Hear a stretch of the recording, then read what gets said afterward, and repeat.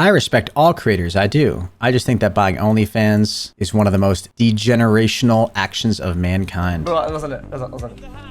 I'm sorry. I respect all creators, I do. I just think that buying OnlyFans shit is one of the most degenerational action of mankind. Like actually, like legitimately. It is one of the most deliberate, life backpedaling, progress hindering, brain rotting activity that anybody's ever come up with. Huh, I don't know, X. I mean, you could have whatever opinion you want about like sex work or people who make money on OnlyFans or people who make content for OnlyFans or even people who consume content like that. But I don't know. The only reason I'm like hesitating here is because this seems like a really strong take for something that isn't new at all. And I'm not just talking about how like, oh, it's the oldest business, you know? I'm talking about how like people have paid for like porn forever. Like that's not a new thing at all. Like phone sex lines like probably aren't as popular now, but those were a big thing, you know, I don't know, I'm sure like decades ago. I don't know. Your guys' parents all probably did that shit. I don't know.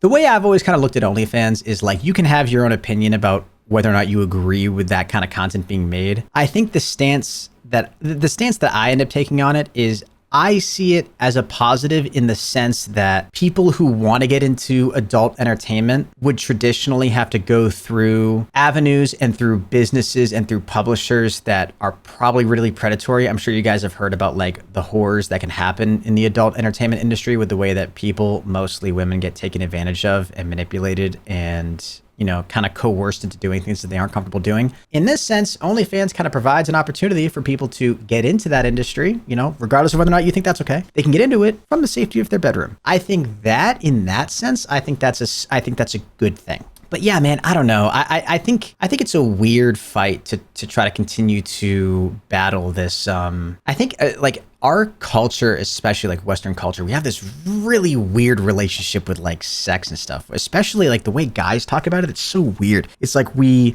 demean women and really overall just people who make that kind of content. But at the same time, like guys are so like the way like, you know, red pill guys or like traditional like douchey frat guys will like just pray that they'll go out to the club and find some girl that will go home with them and have sex with them. But at the same time, they'll also like slut shame that exact same person into doing stuff like that. Or like, you know, say that they only want a girl for sex, but then, you know, also say that they don't ever want to date a girl that has a high body count. I don't know. I know I'm kind of like digressing into like a whole different topic here, but I don't know, just like staying on the point of like whether or not making adult content is a good thing or not. I don't know. I think it's a weird thing to continue to fight this. I don't know. Isn't sex like part of the human experience? I don't know. I like, and whether or not, you know, I don't know. You can have disagreements about whether or not you think it's a good idea to be paying for stuff like this. I don't know. It's also super weird too, because like, dude, the majority, like there's a lot of guys out there that will like shit on people who make content like this, right? But then like you see these girls that are making these OnlyFans content, they're making shit tons of money and they're making a lot of money off of it, not because of other girls, but because of those, arguably probably those same guys that are shitting on them are also probably buying the content.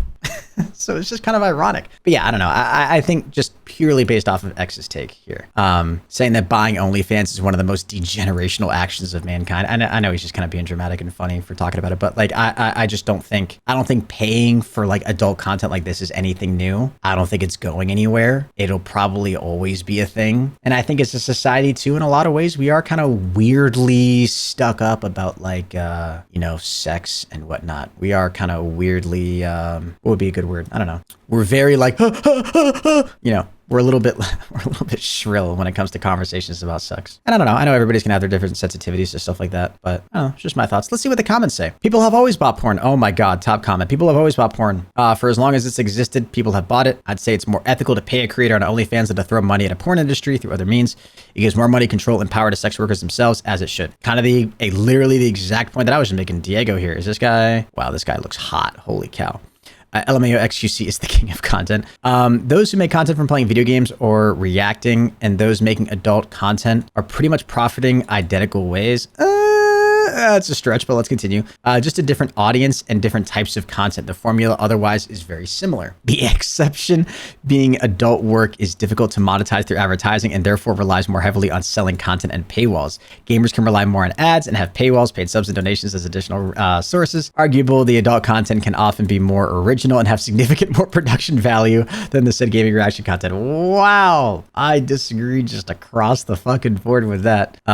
Yeah, I don't think that paying a content creator who streams video games for a living and paying somebody for porn are the same thing. My argument and reasoning for that would be the emotional tie I think that you have. Here's where OnlyFans is definitely different from like traditional adult entertainment in the past, right? Is there are a lot of OnlyFans creators who can profit very heavily off of like parasocial relationships, which I think gets really detrimental and really scary and very predatory when you involve kind of the emotions around sex. Because it's not just like, you know, for those of you who don't know, parasocial relationships is like, it's when it can happen really in any industry, but it's seen a giant skyrocket in the content creator scene, like on YouTube and on Twitch especially. And it happens disproportionately, definitely to females too, where if you sit and you watch a creator every single day, you'll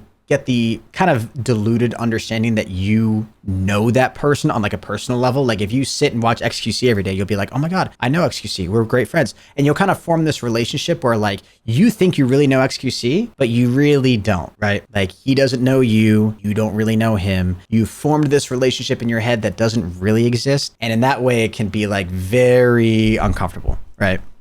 And that's unhealthy.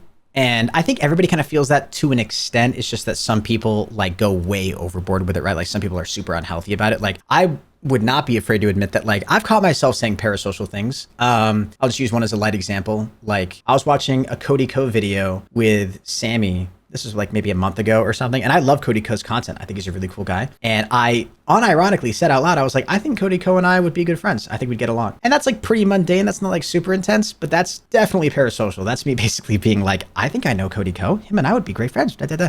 And then you kind of sit back and you're like, wait a minute. He doesn't know you, dude, and you don't know him. It's a little, you can start to tiptoe that line a little bit. So I think everybody kind of does it to an extent. And it really, you know, it started to happen in more dramatic ways. Like it's been around for a long time, like for decades, even before content creation. Like people would sit and watch movies or TV shows or late night hosts, especially, I think it was a big thing for, where again, you feel like, you know, maybe that person is the only human being that you're really getting a chance to quote unquote interact with every single day, right? Maybe you don't have a lot of people that you're talking to in the real world. And so you're kind of, if you know, over the course of months or years, if you're like your only interaction is through like a person through a screen, you can kind of form a relationship with that person that doesn't really exist. So in that sense, that's what a parasocial relationship is. And it can definitely happen for like just gamers, online content creators in general. But I think it's really predatory and weird when you have people that are creating content around sex, because again, I'm sure the kind of stuff that happens in OnlyFans content is it's like, you know, like, and you see it on Twitter too. It's like, you know, hey baby, you know, come talk to me about blah, blah, blah. Or like, you know, hey, you know, do you want to come slide into my DMs and talk about this? It's like they start to form this like weird dialogue with you where like if you're the person who's paying the money, you can feel like you're having a conversation with somebody that maybe really gives a fuck about you when they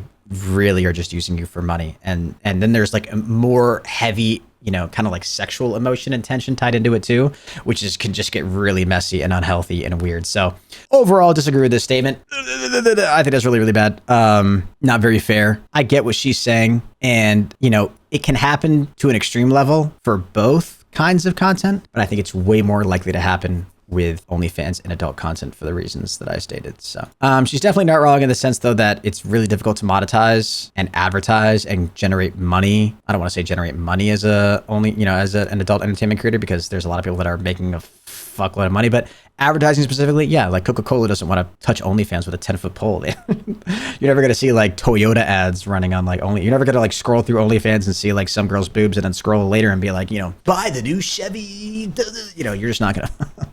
Everybody's gonna be like, nope. And also, just quick side note, advertisers don't do that because they believe in some like greener earth where like, you know, they think that like porn content is bad.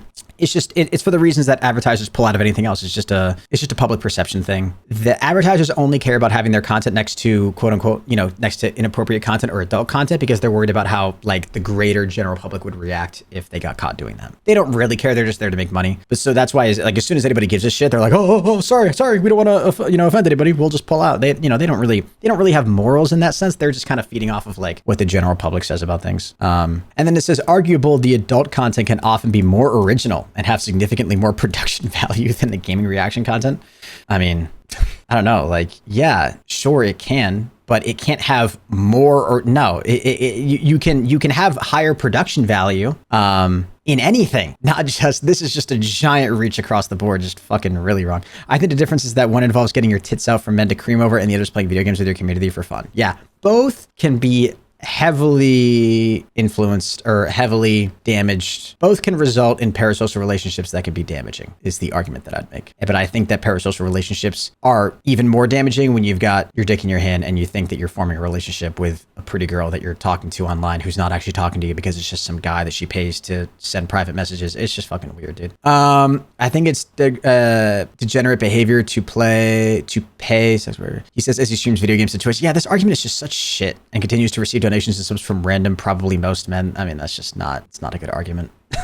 It's not a good, like, you can make fun of somebody for that, but that's not like, it's not a good comeback at all. In both, you're paying for entertainment and a service. Either both are bad or neither are. Again, I don't think that they're the same. They're not like the same mediums. I think the emotions and the vibe around content like that, I think is a lot different. And if, like, we can sit here and try to pretend that like overall society views porn and Fortnite the same, but they don't.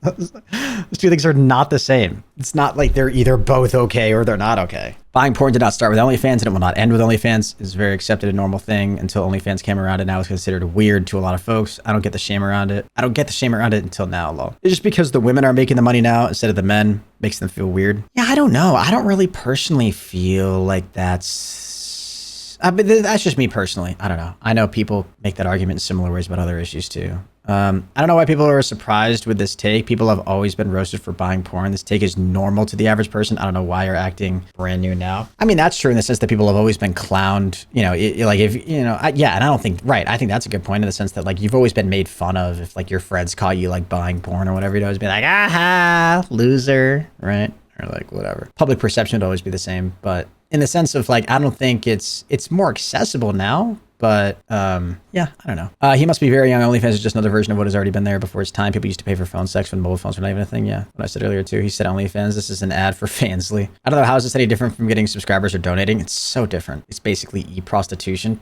What the fuck? That's a very different thing. No, not basically. It is e-prostitution, dude. People are just throwing out scary words now. They don't even know what they mean. Love the Cox advertisement during a sex talk. Oh, did Twitch just throw up an ad? I don't know. I feel like we're through a lot of the top voted comments. Interesting take though. Yeah, and I don't know. My final thought would be I do think there's a conversation to be had about like maybe the accessibility of content like this and how it affects minors, because that's not really something that I went into at all. And that is a whole can of worms that's so, because if you want to start making that argument, you can, it also gets weird with like, what do you define as sexual content? Because a lot of people kind of like to, you know, they like to point towards like pop stars, you know, primarily female pop stars that like will make music videos of them like twerking and like wearing tight clothing and say that like that's sexual, and their audience, they'll say that their audience is like targeted young women, but I don't think that's like a fair argument to make. I think just because like, you know, girls like listening to Nicki Minaj and then she also has a music video of her twerking. I don't really think it's like Nicki Minaj's fault necessarily, but I do think it's a weird time as a parent to be like trying to raise your child in a world where like, Jesus, man, it's just gonna be so hard to like, I don't know how you filter through all that shit though, dude. I don't know. Cause like as a parent, you can take the route that my parents took, which was like put parental controls on everything and don't allow me to use the computer after 7 o'clock at night. And yeah, like you could do that route. And I feel like that might have worked when I was growing up a little bit. But if you do that nowadays, like with TikTok and everything and how easily accessible all that content is and ways to get around parental controls, and even if they don't figure out a way to do that, they're going to hear from some kid at school. So it's like, I don't know, man. So like how to keep that stuff away from like developing minds that aren't going to be able to like think through it all and that stuff, I think is a whole other can of worms. And I don't have a smart answer for that. But I think that might be kind of a counter argument that some people might make when I start talking about like, hey, I don't really think it's a bad thing. How it affects people on social media platforms, I think is a whole, younger people on social media platforms is a whole other can of worms. That's where we're going to end this one.